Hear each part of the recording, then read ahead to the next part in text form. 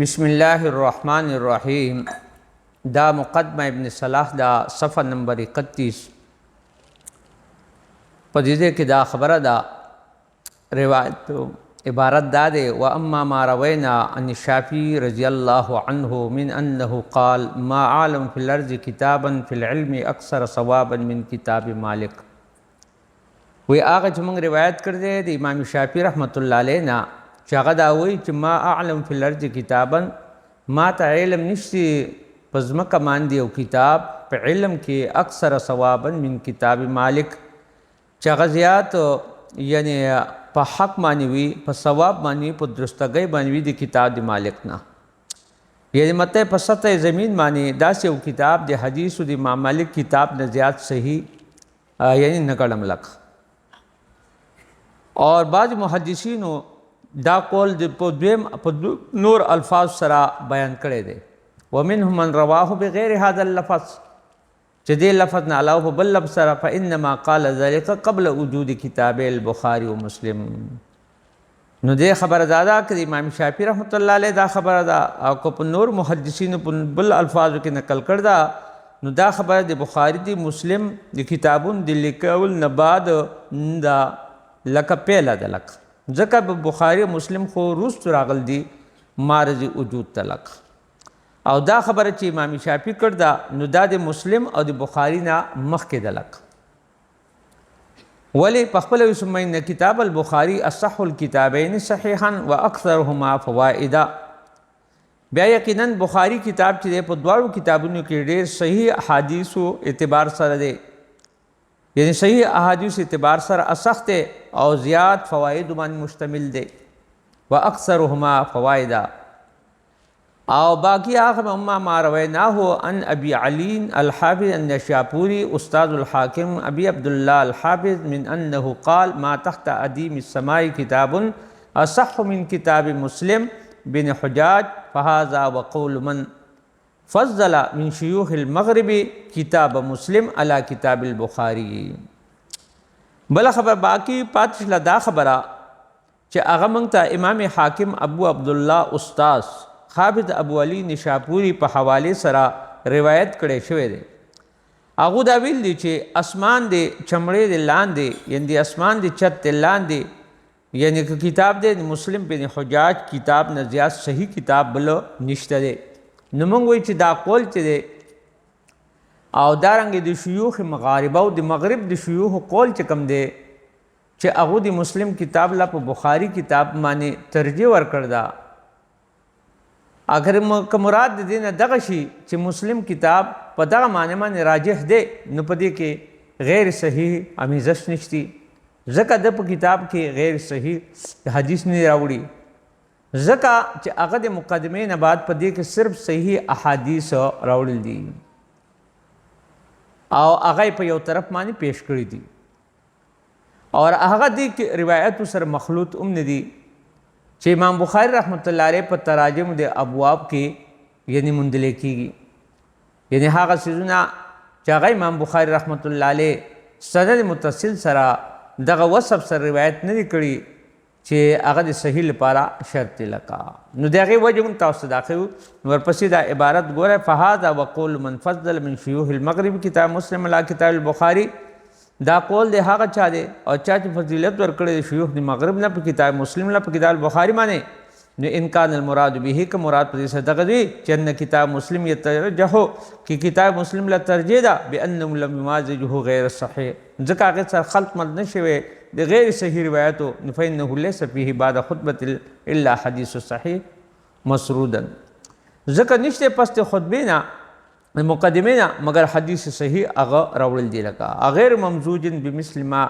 اور هغه میلاو نه دی، هغه کې امتزاج نشتی په مثل دی هغه چې هغه په کتاب بخاری کې دی په تراجم د ابوابو کې د هغه اشیاءونه التي لم يسندها على وصف المشروط، چې دغه اسناد امام بخاری په هغه وصف سره نه کړی چې هغه مشروط په صحیح کې. یعنی امام بخاری چې کوم شرایط په خیال کړ دی په بخاری شریف کې، نو هغه په تراجم او په ابواب کې نه کړي، نو و دې باره کې فهذا لا باس به، په دې مایس مذاکره نشته. وليس يلزم منه، او که امام بخاری له په ابواب کې په تراجم کې راول دي هغه نه دا نه لازمي چې کتاب مسلم ارجح دی، فيما يرجع الى نفس صحیح، هغه خبره کې چې هغه لوټاویږي نفس صحیح ته الله کتاب البخاری معنی. وان كان المراد به، اک مراد بدون سره داوی چې کتاب مسلم اصح دی صحیحا، فهذا مردود على من يقوله، دا خبره رد پاغه چا من نسوک د دې قول کې، والله عالم. اوس د دې وجه دی، وجه دا ده چې حافظ بن صلاح رحمه الله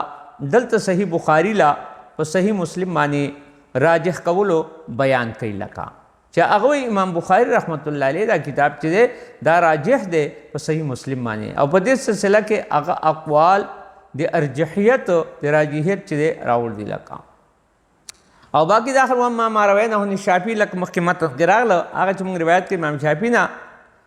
چنانچه د امام شافعي رحمت الله علیه کول چې ما په علم حدیث کې موطا نه زیات صحیح کتاب نه دی لیدلی، نو د دې متعلق فرمایي چې د امام دا خبره چې دی، یعنی مطلب دا دی فرمان د بخاری او مسلم کتابونو تصنیف نه مخکې دا خبره، په هغه وخت کې بخاری مسلم معرض وجود ته نه راغلی. نو د امام شافعي رحمت الله علیه د قول نه دا ظاهریږي چې صحیحین او هغه حیثیت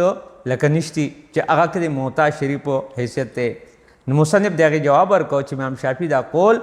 دا د دغه دوو کتابونو نه معرض وجود ته د راتلو نه مخکې خبره ده. باقي څوک چې د امام شافعي رحمت الله علیه دا قول واخلي او دا سمجھ کې راولي چې د صحیحین په حیثیت کې مطلب دا دی چې امام شافعي رحمت الله علیه چې د قول نه لکه صحیح نه دی لکه، ځکه چې موطا او د دواړو کتابونو اندازه الګ الګ ده او په دې کې موازنه کول هم صحیح نه دی لکه. علاوه د دې چې امام شافعي رحمت الله علیه دا قول د هغه زمانه دی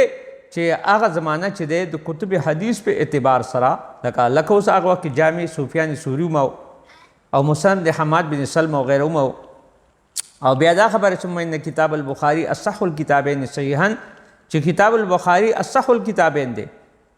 نو دلته سوال کیږي چې په دې دواړو کتابو کې کوم کتاب زیات صحیح دی؟ نو مصنف فرمایي چې د بخاری کتاب زیاده صحیح دی، ځکه په هغې کې فقهي استنباطات دي او فني نقاط دي په هغې کې چې هغه فني نقاط امام مسلم په کتاب کې نشته. نو دغه وجې نه هغو راجحیت ارجحیت چې دی هغه ثابت کړی چاله امام بخاري لره. نو دلته یو اعتراض دی چې صحیح بخاري ته راجح ویل صحیح نه دي، ځکه چې حافظ ابو علي نشاپوري وفرمایل چې په سطح زمین باندې امام مسلم کتاب نه زیات صحیح کتاب نشتی لکه. نو جواب د هغې دا دی، حافظ ابن حجر فرمایي چې دا عبارت د فوقیت لا مستلزم نه دی، که هغه دا خبره کړې ده نو دا مستلزم نه دی چې فوقیت حاصل شي امام مسلم کتاب لره په بخاري باندې. کیدای شي چې د په نسبت باندې کې دواړه کتابونه په صحت کې مساوي وي، بلکې استعمال د عربو کې دغه یو مثال دی چې پیغمبر صلی الله علیه وسلم ګوره او فرمایل ما اقلت الغبراء ولا اذلت الحذراء استقل لهجه من ابي ذر. ګوره دا د ترمذی روایت دی، یعنی ځمکې داسې یو شخص بوج نه دی اوچت کړی او اسمان په داسې یو شخص باندې سایه نه ده کړې، یعنی مطلب دا سورې نه دی کړی چې د ابو ذر نه زیات صادق القول وي، رښتینی ویناوال وي. نو ظاهر دا شله دا اسم تبدیل څخه شله. نو حضرت ابو ذر رضی الله تعالی عنہ پر راسګو کې یعنی پر رښتیا کې دغه کمال ښیي لکه مطلقاً دا اطلاق مراد نه دی چې د ټولو نه هغه ظاهر شي زیات شي لکه،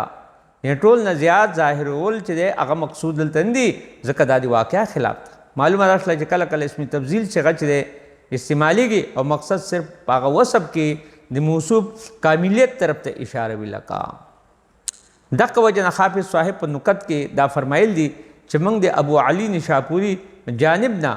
داسې صراحت موږ نه وینو چې صحیح مسلم په صحیح بخاري باندې اصح شي لکه، او ورپسې د پرسې نور جوابونه هم ورپسې راځي لکه. نو حافظ ابن حجر ابن صلاح رحمه الله جواب په دې انداز سره وکړی چې ابو علي نشاپوري خبره چې کوم ده یا د نورو مغربي علماو خبره چې کوم ده یا د ابن حزم وغیره چې صحیح مسلم له په بخاري باندې فوقیت ورکوي او دا ثابتوي، نو دا په دې اعتبار څه دی چې مسلم چې دی ترتیب لحاظ سره اهم دی، هغه زیاده عمده دی. او امام مسلم رحمت الله علیه ځکه احادیث موقوفه مقطوعه اگرچه ذکر فرمایل دي، لیکن مقدم مسلم کې اصل کتاب صرف صحیح احادیث باندې هغه التزام کړی دی. او دویم دا دی لکه مولانا ادریس کاندیلی نه چا تپوس کې وی تنازع قوم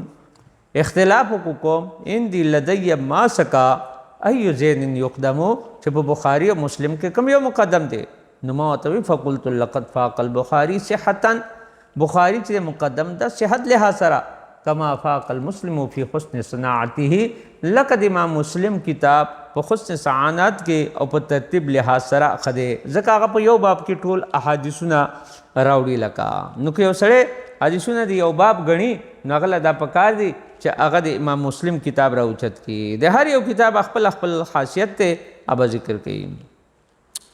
نو مطلب د حافظ ابن صلاح رحمه الله د دې دواړو په مقصد کې د صحیحیت اعتبار سره صحیح مسلم لا فوقیت ورکول دا د هغه الګ رائے د لک جمهور امت چې دا په نسبت قبول نه دی لکه ځکه په دې کې شوبه نشتی کې ثبوت مجموع اعتبار سره او شرایط او صحت اعتبار سره کم جامعیت صحیح بخاری کې دی هغه په صحیح مسلم کې نشتی لکه